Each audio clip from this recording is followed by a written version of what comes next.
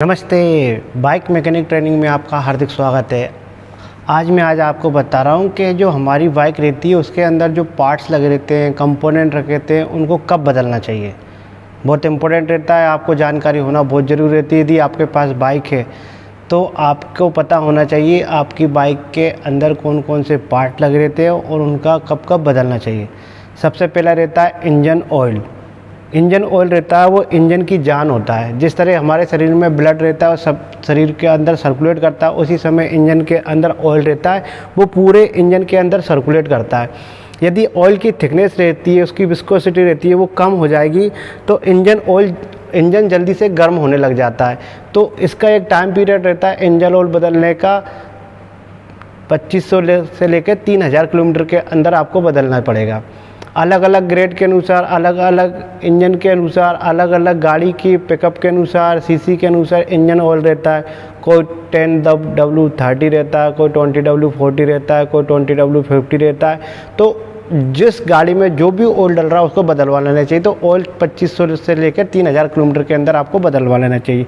दूसरा रहता है आपका बाल्व क्लीयरेंस। इंजन के अंदर, सिलेंडर के अंदर बाल्व लग रहते हैं। एक इनलेट बाल्व रहता है और एक आउटलेट बाल्व रहता है। उसको आपको कब सेटिंग कराना चाहिए, क्या रहता है, यदि बाल्ब सेटिंग की वजह से कभी कभी आवाज़ आने लग जाए, टिक टिक टिक टिक की आवाज़ आने लग जाती है, तो आपको जब सर्विस कराते हैं उस समय आपको सेटिंग करा लेना चाहिए। अलग अलग इंजन की अलग अलग सेटिंग रहती है। बाल्ब की, इनलेट बाल्ब की 0.05 रहती है, आउटलेट बाल्ब की 0.1 mm रहता है। तो वो स्टैंडर्ड सेटिंग रहती है, उसके अनुसार आपको ये सेटिंग करवा लेना चाहिए। यदि सेटिंग टाइट रहेगी बाल्ब की तो कंप्रेशन लीक होगा, जिसकी वजह से गाड़ी पिकअप में नहीं मिलेगा और गाड़ी एवरेज भी नहीं देगी। तो बाल्ब क्लीयरेंस बहुत इंपॉर्टेंट रहता है किसी भी बाइक के अंदर।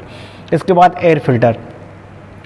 अलग अलग बाइक के अंदर अलग अलग एयर फिल्टर रहते हैं। कोई फोम का फिल्टर रहता है और कोई रहता है पेपर फिल्टर। जो फोम का फिल्टर रहता है उसकी हर सर्विसिंग में सफाई कराना चाहिए। यदि देख लेना चाहिए ख़राब तो नहीं हो, यदि ख़राब हो गया तो उसको फिर बदल देना चाहिए।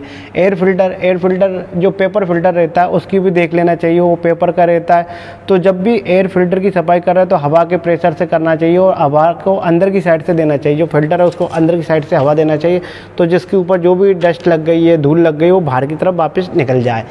तो यदि वो ख़राब हो जाए तो वो भी उसको कब चेंज करना चाहिए, उसको कम से कम 5000 किलोमीटर के बाद चेंज कर लेना चाहिए और देखने के अनुसार कर लेना चाहिए। यदि सही है तो कोई प्रॉब्लम नहीं, वो आपको विजुअल होना चाहिए, देखने के अनुसार ही फिर आपको चेंज करना चाहिए। कार्बोरेटर की ट्यूनिंग। यदि कार्बोरेटर रहता है बाइक के अंदर, ये कार्बोरेटर लगा रहता है, इसकी सफाई करना चाहिए कि नहीं चाहिए। यदि आपको कार्बोरेटर के अंदर कोई समस्या नहीं आ रही है तो कभी भी कार्बोरेटर की सफाई नहीं करानी चाहिए। बाय द वे साइलेंसर के अंदर से ब्लैक धुआं निकल रहा है तो समझ लीजिए इसके अंदर एयर और फ्यूल का मिक्सचर प्रॉपर तरीके से नहीं जल पा रहा है। इसकी वजह से साइलेंसर के अंदर से ब्लैक धुआं निकल रहा है, तो फिर इसकी क्लीन करवाना चाहिए, सफाई कराना चाहिए। यदि गाड़ी एवरेज नहीं दे रही है तो ट्यूनिंग करा लेना चाहिए। और यदि आपको सर्विस कराना है तो कार्बोरेटर की सफाई 5000 किलोमीटर के लगभग ही आपको कार्बोरेटर की सफाई करना चाहिए। ठीक है। इसके बाद रहता है फ्यूल पाइप। बहुत सारे फ्यूल पाइप लग रहते हैं, ऐसे टंकी से कार्बोरेटर के अंदर जाता है। तो ये क्या रहता है, एक समय के बाद धीरे धीरे लीक होने लग जाते हैं इसमें, और पेट्रोल लीकेज होने लग जाता है, डीजल लीकेज होने लग जाता है। तो इसको 4 साल के अंदर इसकी एक बार फ्यूल पाइप को बदलवा लेना चाहिए। स्पार्क प्लग का बहुत इंपॉर्टेंट रोल रहता है किसी भी बाइक के अंदर। स्पार्क प्लग जब भी आप सर्विस कराते हो स्पार्क प्लग को चेक कराना चाहिए। धीरे धीरे स्पार्क प्लग का जो गैप रहता है वो बढ़ता चला जाता है, उसके अंदर की जो टिप रहती है वो भी धीरे धीरे कम होती चली जाती है। तो आप हर 5000 किलोमीटर के अंदर अंदर आपको स्पार्क प्लग बदलवा लेना चाहिए। आपको एक सजेशन देता हूँ, जब भी आप बाइक चला रहे हो तो आपके पास एक स्पार्क प्लग आपकी बाइक के अंदर रखा होना चाहिए। कभी भी स्पार्क प्लग शॉर्ट हो जाता है जिसकी वजह से प्रॉब्लम आती है, तो हमारी जो टूल किट रहती है उसमें स्पार्क प्लग रखा रहना चाहिए और आराम से आप उसको बदल दो। बहुत इंपॉर्टेंट रहता है स्पार्क प्लग का। इसके बाद रहता है ब्रेक शू।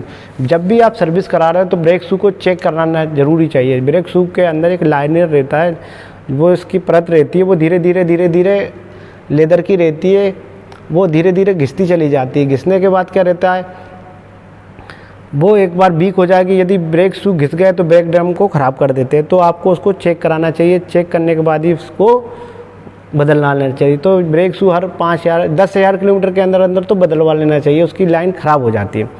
इसके बाद आती है प्ले।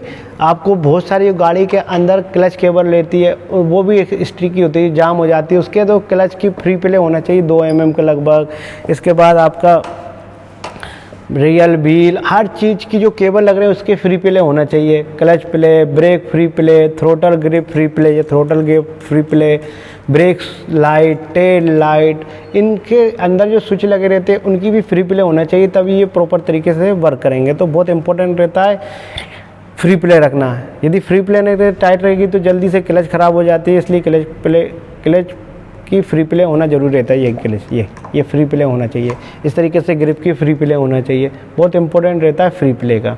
स्टीयरिंग के छर्रे, ये स्टीयरिंग रहता है यहाँ पर, ये स्टीयरिंग के जो छर्रे रहते हैं नीचे और ऊपर लगे रहते हैं। यदि आप गाड़ी आपको इस तरीके देखो, यदि इस तरीके से ये तो अच्छा जा रहा है, यदि जाम जा रहा हो, यदि जाम लग रहा है आपको, धीरे धीरे जा रहा हो, तो इसके जो छर्रे रहते हैं स्टीयरिंग के छर्रे वो धीरे धीरे घिस जाते हैं, उसके अंदर जो ग्रेस रहता है वो कमज़ोर हो जाता है, जम जाता है। तो स्टीयरिंग के छर्रे 10,000 किलोमीटर पे आपको बदलवाना चाहिए, क्योंकि मेन हैंडल रहता है, हैंडल प्रॉपर तरीके से चलना चाहिए, जाम नहीं होना चाहिए। तो स्टीयरिंग के जो छर्रे रहते हैं वो 10,000 किलोमीटर पे आपको बदलवाना चाहिए। इसके बाद व्हील बेरिंग, जो व्हील रहते हैं उसके अंदर जो बेरिंग लगे रहते हैं पीछे वाले में, आगे वाले में, उसके अंदर यदि पहले आ गई हो तो ये क्या रहता है, गाड़ी बबलिंग करने लग जाती है, तो आपको चेक करना चाहिए। इसके बाद फिर बेरिंगों को बदल लेना चाहिए। बेरिंग हमेशा 10,000 किलोमीटर के अंदर बदलवा लेना चाहिए यदि प्रॉब्लम है तो। यदि प्रॉब्लम नहीं है तो फिर उसकी कोई ज़रूरत नहीं है। इसके बाद आपका शॉक पाइल जरूर आप हमेशा 10,000 किलोमीटर पर तो बदलवा लेना चाहिए। जैसे इंजन का ऑयल बदलवाना चाहिए, वैसे ही शॉकअप का ऑयल बदलवा लेना चाहिए। क्या रहता है, ये ख़राब हो जाता है और उसके अंदर फिर वो प्रॉब्लम आने लग जाती है, ऑयल लीकेज करने लग जाती है। तो 10,000 किलोमीटर के अंदर अंदर आपको शॉकअप ऑयल को बदलवा लेना चाहिए। अब रहता है चेन स्पॉकेट सेट, जो पहिए में चेन स्पॉकेट सेट डला रहता है बहुत इंपॉर्टेंट रहता है। धीरे धीरे वो घिसता चला जाता है तो वो आवाज़ भी करने लग जाता है। कभी कभी हम ध्यान नहीं देते तो वो टूट जाता है, और टूटने के बाद क्या रहता है, उसकी जो चेन रहती है पर इंजन को डैमेज कर देती है। तो हमेशा चेन स्पॉकेट सेट 25,000 किलोमीटर के 20,000 से लेकर 25,000 किलोमीटर के अंदर तो बदलवा लेना चाहिए, बहुत अच्छा रहता है। नया सेट लगेगा तो कोई प्रॉब्लम नहीं आती, क्योंकि मेन काम रहता है चेन स्पॉकेट सेट का। तो चेन स्पॉकेट सेट दोनों बदलवाना चाहिए, एक पीछे वाला और एक इंजन के पास में स्पॉकेट रख रहता है छोटा वाला। उसके बाद ऑयल केबल, जो भी केबल इसके अंदर बाइक के अंदर जो भी केबल लगी रहती है उनको आपको बदलवाना चाहिए। ऐसे आपका एक्सीलेटर केबल, क्लच केबल, इसके बाद स्पीडोमीटर वाली केबल, यदि प्रॉब्लम आ रही तो उसको बदलवा लेना चाहिए। इसके बाद आपका कार्बोरेटर वाला, तो ये सबको आपको फिर बदलवाना चाहिए। तो आशा करता हूँ ये वीडियो आपको काफ़ी अच्छा लगा है। यदि वीडियो आपको अच्छा लगे प्लीज़ मेरे वीडियो को लाइक करें, मेरे चैनल को सब्सक्राइब करें, और इस तरीके से आप काम करोगे अपनी बाइक का और इस बाइक को सही सर्विस कराओगे तो आपको बहुत फ़ायदेमंद रहेगा। तो ये बेसिक नॉलेज थी जो मैंने आपको दी है। तो thank you for watching this video. मैं प्रकाश कुमार सैनी, थैंक यू।